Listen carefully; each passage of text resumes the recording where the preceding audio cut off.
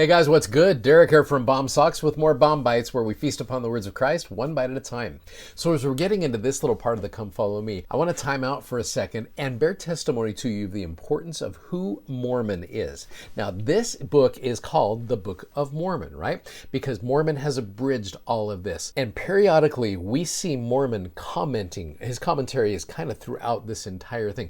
Mormon often gives us context, and I am a big believer that context in the Book of Mormon helps us appreciate content a little bit better. And you're going to see how that plays into what we're talking about here soon. So as you get into Alma chapter 10, this is where we've just heard Amulek talk about himself. He's the guy who knew, but he would not know. Then the angel appears unto him and he meets up with Alma. He repents, he changes, and then he starts getting into it with these people in Ammonihah. In fact, you go down in chapter 10 and you start seeing an interaction with them to where he's really starting to call out a lot of these people. Verse number 28, now it came to pass when Amulek had spoken these words, and he spoke some bold words to them, the people cried out against him, saying, now we know that this man is a child of the devil, for he hath lied unto us, for he hath spoken against our law. Now he says that he has not spoken against it, and again he has reviled against our lawyers and our judges. And it came to pass that the lawyers put it into their hearts that they should remember these things against him. Now you're going to see why that's relevant in just a moment. There was one among them whose name was Zeezrom. Now he was the foremost to accuse Amulek and Alma,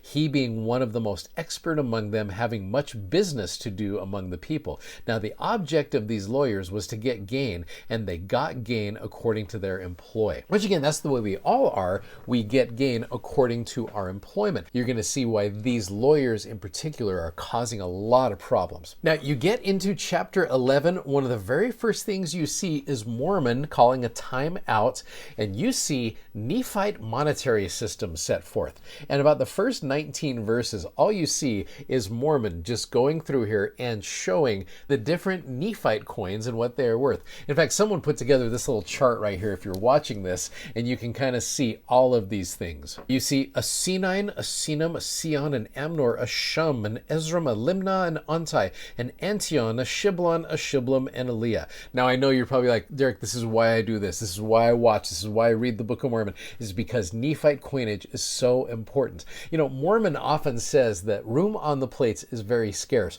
Why would he take 19 verses to go through the Nephite coinage system? It is because of the context that is going on in these chapters. Now, in the midst of all of this coinage, you have verse number 13. This is really the only verse that you should have marked in here. Verse number 13, and Antai was as great as them all. So that apparently is the biggest form of Nephite coin. Now, verse 20 picks up where we left off in chapter 10.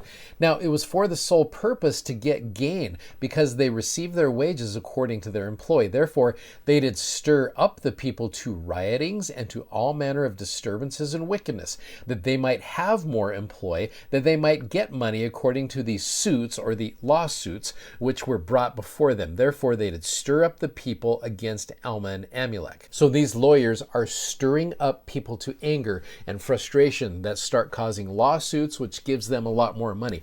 Boy, it's a good thing that stuff doesn't happen today, right? Now, apparently Zeezrom was really good at this. Verse number 21, this Zeezrom began to question Amulek, saying, will ye answer me a few questions which I shall ask you?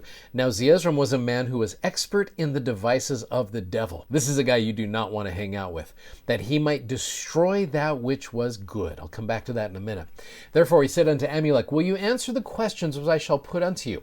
And Amulek said unto him, yea, if it be according to the Spirit of the Lord which is in me, for I shall say nothing which is contrary to the Spirit of the Lord. And Zeezrom said unto him, behold, here are 6 onties of silver, and all these will I give thee if thou wilt deny the existence of a supreme being. Now you see why Mormon took the time to be able to outline Nephite coinage, because that verse in and of itself would mean nothing to me. But now that I know that the ontai is the greatest of them all of a sudden here's Zeezrom offering 6 ontais, and I'm just like, wow, that's a lot of money. I would not know that if Mormon had not put that in here. Again, just a little plug for Mormon and how awesome he is. Amulek's response in verse number 23 is classic.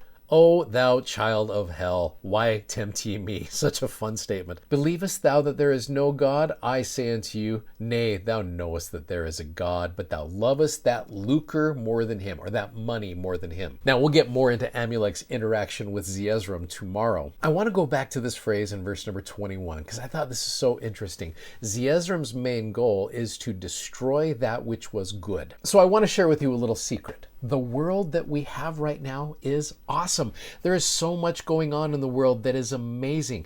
Here's the problem though, we don't always hear about it. And what do we hear about? We hear about those things that are not good. Not all sources out there are trying to show you that there is good taking place in our world. You know, you watch General Conference and you see all the good that is taking place. In between conference sessions, you see the Church's World Report and you see good things that are taking place. For me, it is so inspiring to watch that, to see all the good things going on. Now, when you watch other news sources, you see bad things going on, and somehow we're attracted to that. Our minds somehow like to see the negativity out there, and so a lot of people will feed into that. Please focus on that which is good.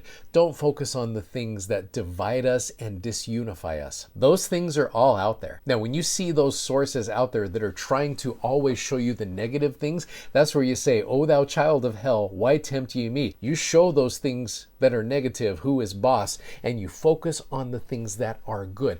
That's why we, like in our business and in our podcasts and our episodes, we try to share goodness out there. And there's so many people out there that do that. There's Instagram accounts, there's YouTube channels, there's Facebook pages, and there's news channels that are devoted solely to doing good. Please give those things the attention. Please share those things. It is the negative things out there that often get the most views on YouTube and the things on Instagram. And it always frustrates me to see those things getting the attention when there's so many good things out there.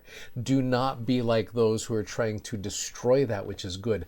Be like those who are trying to build that which is good. For all of the Zeezroms out there that are trying to destroy that which is good, let's be the ones who are trying to build up the good things in our world. I can promise you there is good out there, and we've got to focus on it. This life is good. It is so good. So let's focus on those good things. I love that that message is being taught here. Thank you so much for watching. Thanks for subscribing, and thanks for sharing these messages. We're so grateful that you do that. If you like what you see, if you like these good messages, please like, please share, please get these messages out there. And please go check out our amazingly comfortable gospel themed socks at bombsocks.com. Godspeed, and we'll see you tomorrow. Take care. Bye-bye.